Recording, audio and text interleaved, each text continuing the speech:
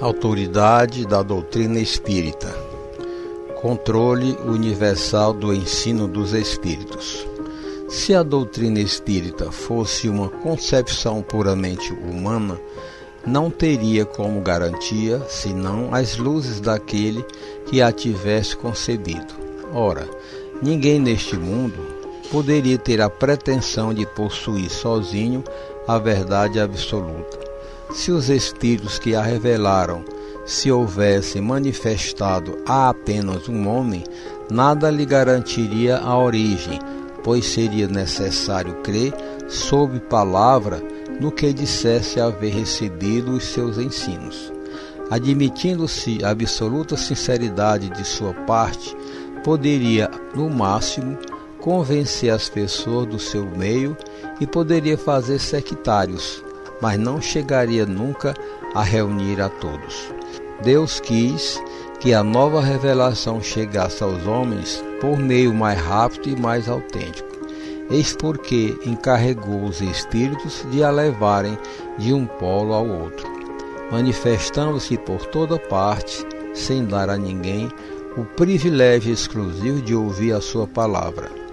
Um homem pode ser enganado e pode enganar-se a si mesmo, mas não aconteceria assim quando milhões veem e ouvem a mesma coisa.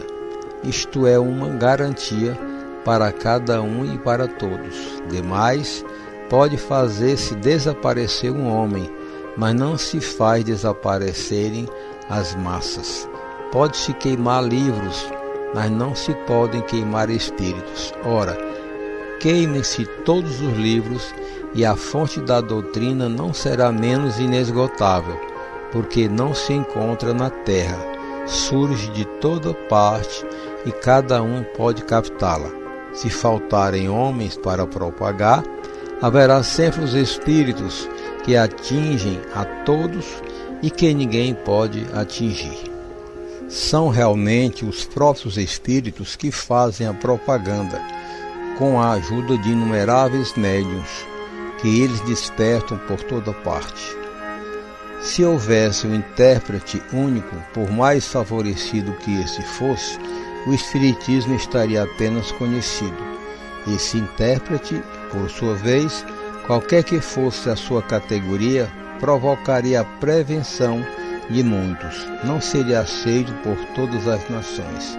Os espíritos, entretanto, comunicando-se por toda parte, a todos os povos, a todas as seitas e a todos os partidos, são aceitos por todos. O espiritismo não tem nacionalidade, independe de todos os particulares, não é imposto por nenhuma classe social, visto que cada um pode receber instruções de seus parentes e amigos de além-túmulo.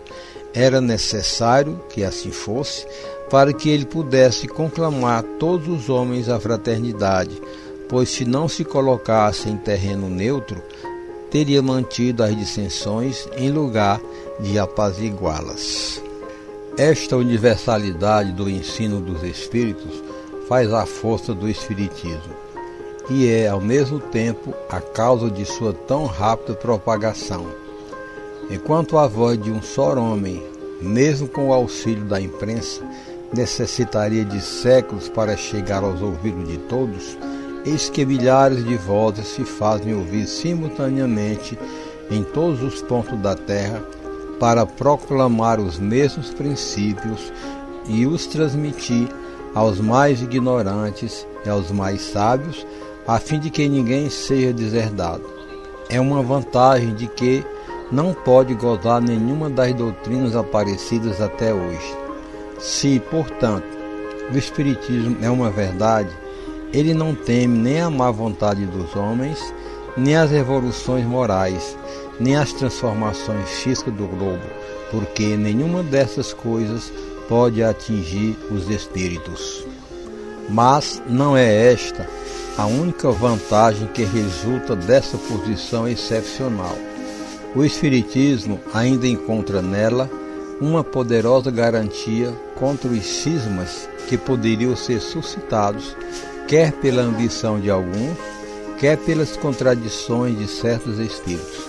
Essas contradições são certamente um escolho, mas carregam em si mesmas o remédio ao lado do mal. Sabe-se que os espíritos, em consequência das suas diferenças de capacidade, estão longe de possuir individualmente toda a verdade, que não é dado a todos penetrar certos mistérios, que o seu saber é proporcional à sua depuração, que os espíritos vulgares não sabem mais do que os homens, que há entre eles, como entre estes, presunçosos e falsos sábios, que creem saber aquilo que não sabem, sistemáticos que tomam suas próprias ideias pela verdade. Enfim, que os espíritos da ordem mais elevada, que são completamente desmaterializados, são os únicos libertos das ideias e das preocupações terrenas. Mas sabe-se também que os espíritos embusteiros não têm escrúpulos para esconder-se atrás de nomes emprestados, a fim de fazerem aceitar suas utopias. Disso resulta que para tudo o que está fora do ensino exclusivamente moral, as revelações que alguém possa obter são de caráter individual, sem autenticidade, e devem ser consideradas como opiniões pessoais deste ou daquele espírito, sendo imprudência aceitá-las e propagá-las levianamente como verdades absolutas. O primeiro controle é, sem contradita, o da razão, ao qual é necessário submeter, sem exceção, tudo que vem dos espíritos.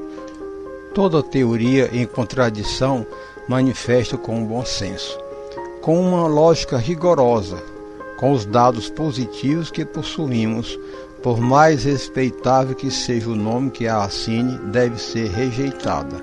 Mas esse controle é incompleto para muitos casos, em virtude da insuficiência de conhecimento de certas pessoas e da tendência de muitos de tomarem seu próprio juízo por único árbitro da verdade. Em tais casos, que fazem os homens que não confiam absolutamente em si mesmos?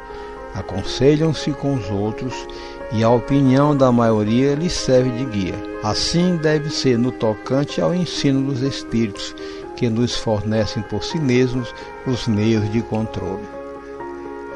A concordância no ensino dos espíritos é, portanto, o seu melhor controle, mas é ainda necessário que ela se verifique em certas condições. A menos segura de todas é quando um médium interroga por si mesmo numerosos espíritos sobre uma questão duvidosa. É claro que se ele está sob o império de uma obsessão ou se tem relações com o espírito embusteiro, este espírito pode dizer-lhe a mesma coisa sob nomes diferentes. Não há garantia suficiente da mesma maneira na concordância que se possa obter pelos médiuns de um mesmo centro, porque eles podem sofrer a mesma influência. A única garantia segura do ensino dos espíritos está na concordância das revelações feitas espontaneamente através de um grande número de médiuns, estranhos uns aos outros e em diversos lugares. Compreende-se que não se trata aqui de comunicações relativas a interesses secundários, mas das que se referem aos próprios princípios da doutrina. A experiência prova que, quando um novo princípio deve ser revelado, ele é ensinado espontaneamente, ao mesmo tempo, em diferentes lugares e de maneira idêntica, senão na forma, pelo menos quanto ao fundo. Se, portanto, apraz a um espírito formular um sistema excêntrico baseado em suas próprias ideias e fora da verdade, pode-se estar certo de que esse sistema ficará circunscrito e cairá diante da unanimidade das instruções dadas por parte, como já mostraram inúmeros exemplos. É esta unanimidade que tem posto abaixo todos os sistemas parciais surgidos na origem do Espiritismo, quando cada qual explicava os fenômenos ao seu modo, antes que se conhecesse as leis que regem as relações do mundo visível com o mundo invisível. Esta é a base em que nos apoiamos para formular um princípio da doutrina. Não é por concordar ele com as nossas ideias que o damos como verdadeiro. Não nos colocamos absolutamente como árbitro supremo da verdade e não dizemos a ninguém: crede em tal coisa, porque nós vô-la dizemos. Nossa opinião não é, aos nossos próprios olhos, mais do que uma opinião pessoal que pode ser justa ou falsa, porque não somos mais infalíveis do que os outros. E não é também porque um princípio nos foi ensinado que o consideramos verdadeiro, mas porque ele recebeu a sanção da concordância. Na nossa posição, recebendo as comunicações de cerca de 1.000 centros espíritas sérios, espalhados pelos mais diversos pontos do globo, estamos em condições de ver quais os princípios sobre que essa concordância se estabelece. É esta observação que nos tem guiado até hoje, e é igualmente ela que nos guiará através dos novos campos que o Espiritismo está convocado a explorar. É assim que, estudando atentamente as comunicações recebidas de diversos lugares, tanto da França como do exterior, reconhecemos pela natureza toda especial das revelações que há uma tendência para entrar numa nova via e que chegou o momento de se dar o passo à frente. Essas revelações, formuladas às vezes com palavras veladas, passaram quase sempre despercebidas para muitos daqueles que as obtiveram, e muitos outros acreditaram tê-las recebido sozinhos. Tomadas isoladamente, elas seriam para nós sem valor. Somente a coincidência lhes confere gravidade. Depois, quando chega o momento de publicá-las, cada um se lembrará de haver recebido instruções no mesmo sentido. É esse o movimento geral que observamos e estudamos com a assistência dos nossos guias espirituais e que nos ajuda a avaliar a oportunidade de fazermos uma coisa ou de nos abstermos. Esse controle universal é uma garantia para a unidade futura do Espiritismo e anulará todas as teorias contraditórias. É nele que, no futuro, se procurará o critério da verdade, o que determinou o sucesso da doutrina formulada no O Livro dos Espíritos e no O Livro dos Médiuns. Foi que, por toda parte, cada qual pode receber diretamente dos Espíritos a confirmação do que eles afirmavam. Se de todas as partes os Espíritos os contradissessem, esses livros teriam, após tão longo tempo, sofrido a sorte de todas as concepções fantásticas. O apoio, mesmo da imprensa, não os teria salvo do naufrágio, enquanto que, privados desse apoio, não deixaram de fazer rapidamente o seu caminho, porque tiveram o dos Espíritos, cuja boa vontade compensou com vantagem a má vontade dos homens. Assim, acontecerá com todas as ideias emanadas dos Espíritos ou dos homens que puderem suportar a prova desse controle, cujo poder ninguém pode contestar. Suponhamos, portanto, que alguns Espíritos queiram ditar, com qualquer título, um livro de sentido contrário.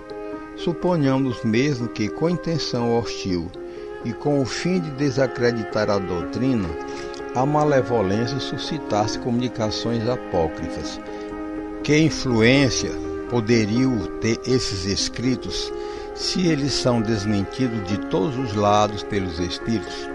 É da adesão desses últimos que se precisa assegurar antes de lançar um sistema em seu nome.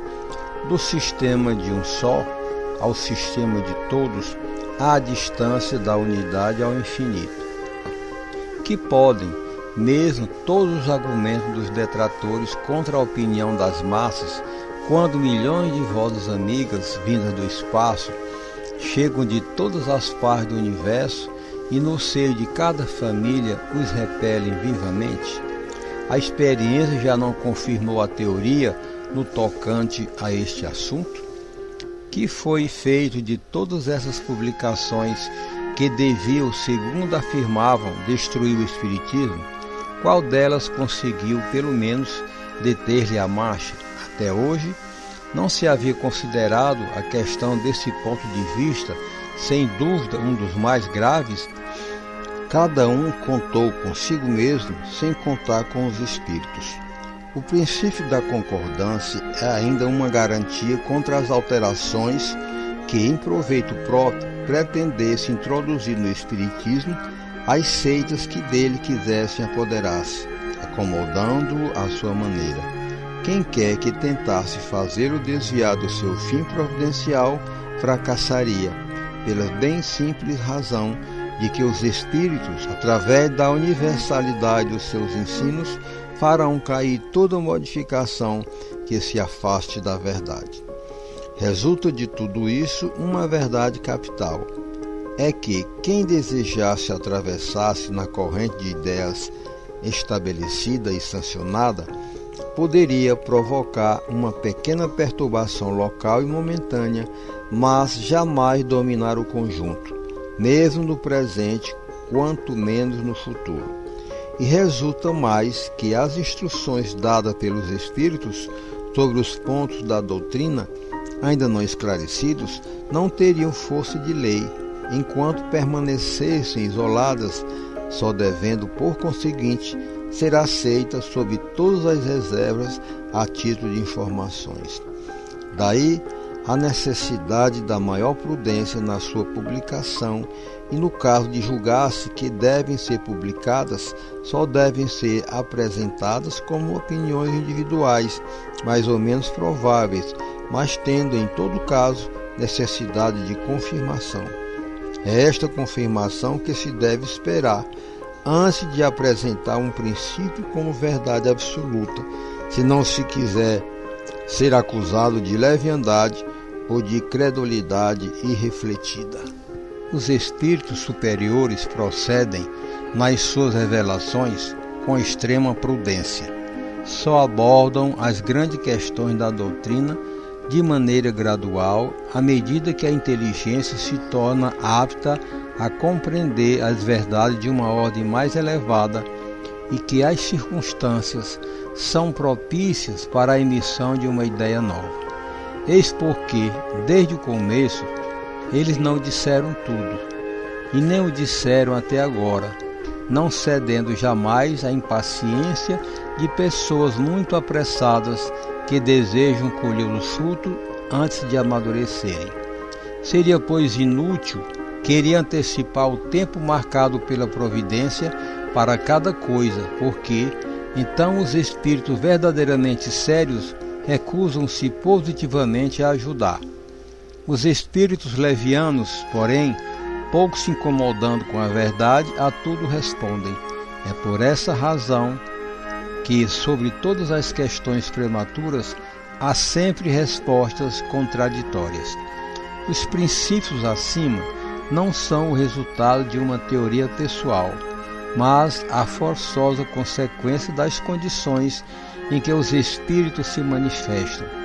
É evidente que, se um espírito diz uma coisa num lugar, enquanto milhões dizem o contrário por toda parte, a presunção de verdade não pode estar com aquele que ficou só, e nem aproximar-se da sua opinião, pois pretender que um só tenha razão contra todos seria ilógico de parte de um espírito como de parte dos homens. Os espíritos verdadeiramente sábios, quando não se sentem suficientemente esclarecidos sobre uma questão, não a resolvem jamais de maneira absoluta. Declaram tratar do assunto de acordo com a sua opinião pessoal e aconselham esperar-se a confirmação. Por maior, mais bela e justa que seja uma ideia, é impossível que reúna desde o princípio todas as opiniões. Os conflitos que dela resultam são a consequência inevitável do movimento que se processa e são mesmo necessários para melhor fazer ressaltar a verdade. É também útil que eles surjam no começo, para que as ideias falsas sejam mais rapidamente desgastadas. Os espíritas que revelam alguns temores devem ficar tranquilos. Todas as pretensões isoladas cairão pela força mesma das coisas, diante do grande e poderoso critério do controle universal. Não será pela opinião de um homem que se produzirá a união, mas pela unanimidade da voz dos espíritos. Não será um homem, e muito menos nós, que qualquer outro, que fundará a ortodoxia espírita. Nem será tampouco um espírito vindo impor-se a quem quer que seja. É a universalidade dos espíritos, comunicando-se sobre toda a terra por ordem de Deus. Este é o caráter essencial da doutrina espírita. Nisto está a sua força e a sua autoridade. Deus quis que a sua lei fosse assentada sobre uma base inabalável, e foi por isso que não a fez repousar sobre a cabeça frágil de um só. É diante desse poderoso areópago que nem conhece o conluio, nem as rivalidades ciumentas, nem o sectarismo, nem as divisões nacionais que virão quebrar-se todas as oposições, todas as ambições, todas as pretensões à supremacia individual, que nós quebraríamos nós mesmos se quiséssemos substituir esses decretos soberanos por nossas próprias ideias. Será ele somente que resolverá todas as questões litigiosas, que fará calar as dissidências e dará falta ou razão a quem de direito. Diante desse grandioso acordo de todas as vozes do céu, que pode a opinião de um homem ou de um espírito, menos que uma gota d'água que se perde no oceano, menos que a voz de uma criança abafada pela tempestade. A opinião universal, eis portanto o juiz supremo, aquele que pronuncia em última instância. Ela se forma de todas as opiniões individuais. Se uma delas é verdadeira, tem na balança o seu peso relativo. Se uma é falsa, não pode sobrepujar as outras. Nesse imenso concurso, as individualidades desaparecem e eis aí um novo revés para o orgulho humano. Esse conjunto harmonioso já se esboça. Portanto, este século não passará antes que ele brilhe em todo o seu esplendor, de maneira a resolver todas as incertezas, porque daqui para diante vozes poderosas terão recebido a missão de se fazerem ouvir, para reunir os homens sob a mesma bandeira, uma vez que o campo esteja suficientemente preparado. Enquanto isso, aquele que flutuar entre dois sistemas opostos poderá observar em que sentido se forma a opinião geral. É o indício seguro do sentido em que se pronuncia a maioria dos espíritos dos diversos pontos sobre os quais se comunicam. É um sinal não menos seguro do qual dos dois sistemas predominará.